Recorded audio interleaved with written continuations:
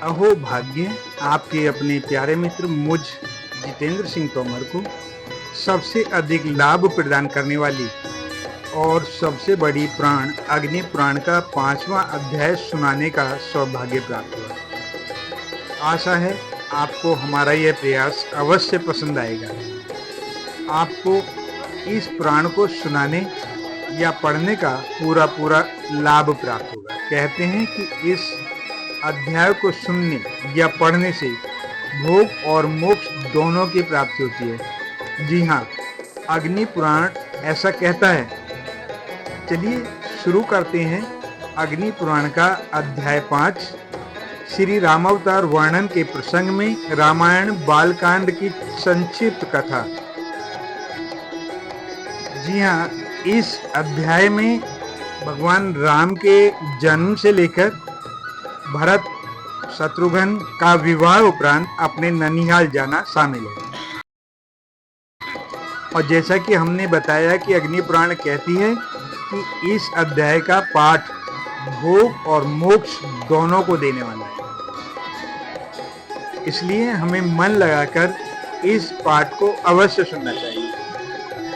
अग्निदेव कहते हैं, वशिष्ठ, अब मैं ठीक उसी प्रकार रामायण का वर्णन करूंगा जिस प्रकार पूर्व काल में नारद जी ने महर्षि वाल्मीकि को सुनाया था। देवऋषि नारद जी कहते हैं कि वाल्मीकि जी भगवान विष्णु के नाभि कमल से ब्रह्मा जी उत्पन्न हुए।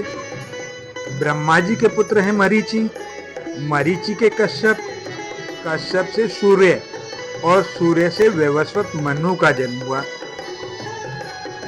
उसके बाद वैवस्वत मनु से इक्ष्वाकु की उत्पत्ति हुई। इक्ष्वाकु के वंश में कुकुच नामक राजा हुए। कुकुच के रघु, रघु के अज और अज के पुत्र दशरथ हुए।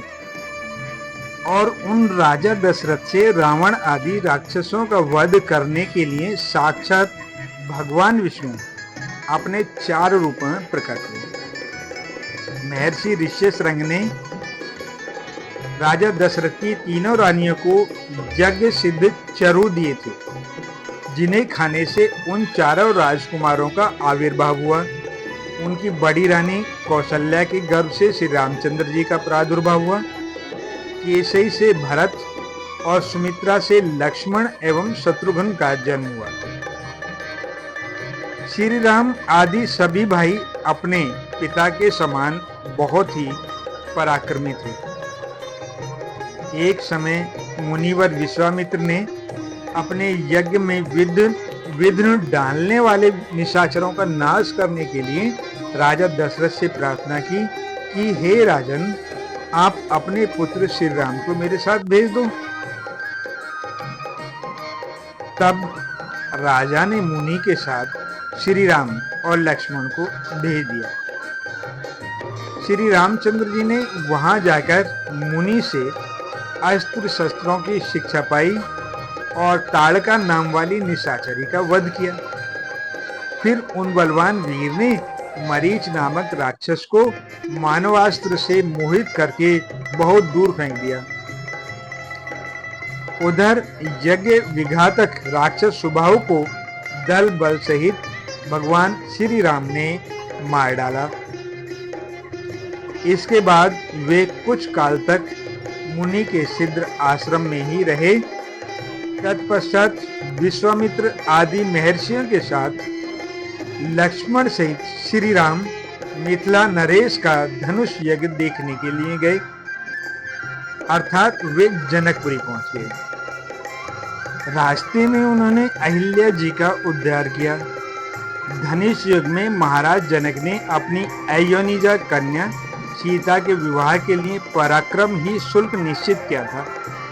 इसके अनुसार जो भी धनुष पर प्रत्यंचा चलाएगा, सीता उसी का पति रूप में वरण करेगी। अपनी माता अहिल्या के उद्धार की वार्ता सुनकर संतुष्ट हुए शतानंद जी ने निमित्त कारण बनकर श्री राम से विश्वामित्र मुनि के प्रभाव का वर्णन किया। राजा जनक के अपने यज्ञ में मुनियों सहित श्री रामचंद्र जी का पूजन किया। देश देश के राजा आए, उन्होंने धनुष पर प्रत्यंचा चढ़ाने का प्रयास किया, परंतु असफल रहे। श्री राम ने धनुष को चढ़ा दिया और उसे अनायास ही तोड़ भी डाला। तदंतर महाराज जनक ने अपनी अयोनिजा कन्या सीता को, जिसके विवाह के लिए पराक्रम ही शुल्क निश्चित किया गया था, श्री रामचंद्र जी को समर्पित कर दिया।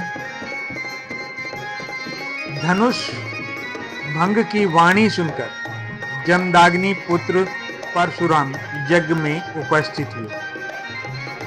इसी धनुष यज्ञ में भगवान राम ने जमदाग्नि नंदन परशुराम का मान मर्दन किया और वे अपने निवास स्थान को वापस लौट गए। श्री राम ने भी अपने पिता राजा दशरथ आदि गुरुजनों के मिथिला में पधारने पर सबके सामने सीता का विधि पूर्वक पाणी ग्रहण किया। उस समय पिता की आज्ञा से लक्ष्मण ने भी मिथिला नरेश की कन्या उर्मिला को अपनी पत्नी बनाया।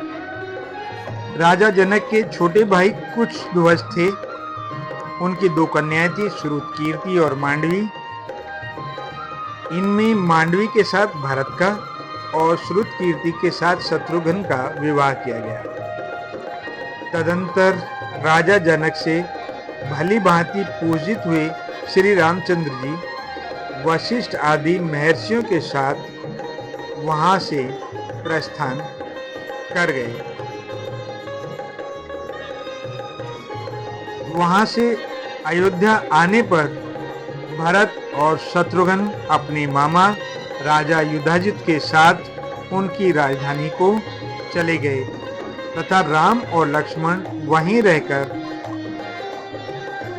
राजकाज देखने लगे। इस प्रकार आदि अग्नि पुराण में श्री राम कथा के अंतर्गत बाल कांड में आए हुए विषय का वर्णन संबंधी 5वां अध्याय पूरा हुआ। मुझे आशा है कि आपको यह कथा अवश्य पसंद आएगी। यदि आपको अच्छी लगी तो कृपया अपने साथियों और जानकारों को शेयर करें। यदि हमारे चैनल पर आप नए हैं तो कृपया सब्सक्राइब, लाइक और शेयर अवश्य करें।